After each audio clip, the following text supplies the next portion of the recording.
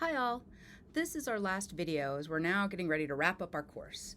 In this module, we take some time to reflect on key concepts, ideas, and topics that have been influential for us as we look ahead to facilitating difficult conversations in our own lives.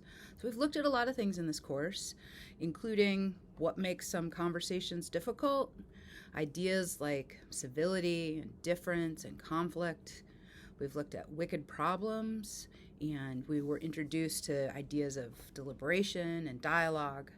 We also learned several skills or tools that can help us understand how to approach tough topics in ways that are inviting and productive.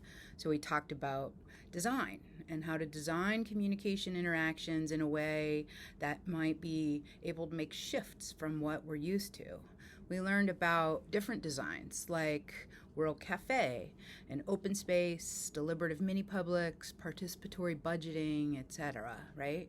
And we learned facilitation skills like listening, active listening, observing, and interpreting, right? Figuring out what's going on when people are interacting and communicating, noticing patterns, and then thinking about evaluating and how to intervene when conversations aren't going well. Right? So there's a whole bunch of stuff that we've talked through. So one of the things that we do in this module is give you a chance to look back on these topics and the concepts and the practical tips associated with them and reflect on what's had the biggest impact on you. You'll have a chance to discuss these ideas with peers and also to apply them through your final project. Be sure to look closely at the final project assignment to understand the goals and requirements there. And as always, I'm happy to meet with you one-on-one to talk through some of your ideas. In this module, we also focus closely on how to apply these ideas to a specific type of conversations on topics related to diversity and inclusion.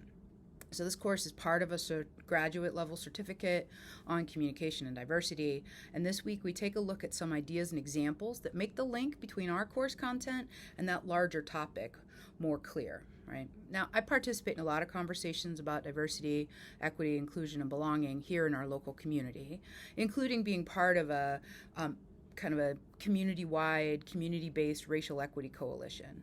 So for me, having a good understanding of facilitation, dialogue, deliberation, and design has been very helpful as a starting point.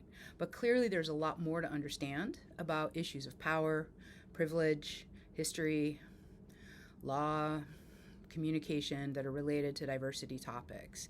And those haven't been the central focus of this course, but I know many of you are thinking and working with these ideas through other courses in the certificate or through the work that you do. So how you enter into and participate in these conversations around diversity topics is going to depend a lot on your own identity and experiences. For some of you, the material this week is going to seem incredibly obvious because it's part of your daily work, part of your everyday life. Or you may even take issues with some of the ideas presented because they seem too simplistic or too introductory, or they're not quite how you would approach these conversations, and that's totally fine. For others, the material might seem a bit disquieting or challenging, right? I know that sometimes folks whose identities are similar to mine don't like talking about race, for example, because they're worried about offending someone or they think it'll just be about making them feel guilty, but I think that is really misguided. That's really misguided because all that is focusing on if I'm feeling that way, it's just focusing on me and myself. It's not really thinking about the conversation, the issue, the larger topics at hand, right? It's too sort of self-oriented. So I encourage you to be open to discomfort and see discomfort as not an attack, but an opportunity to learn, right? So use the skills we've learned in this course to listen deeply and reflect on how these issues are relevant in your own life and the lives of others, even if they're not things you've personally experienced. So for me, I've entered this work as a supporter and a collaborator, not a leader. I don't center myself. I do the work. I listen and learn and participate, but I don't see myself as leading the charge, being in charge, right? And I've found that it's been extremely important for me to be really open to learning, to focus on deep listening, and to embrace the opportunity to learn from discomfort. So just like the conversation or the suggestion to move toward the conflict from our first week of this course, I encourage you to move toward the conversation around difference. And I hope that you will find yourself in a place to facilitate some of these conversations. And maybe some of you already do. Maybe some of you are not thinking that that's what you will do, but I hope you have find ways to do that in your life in some way.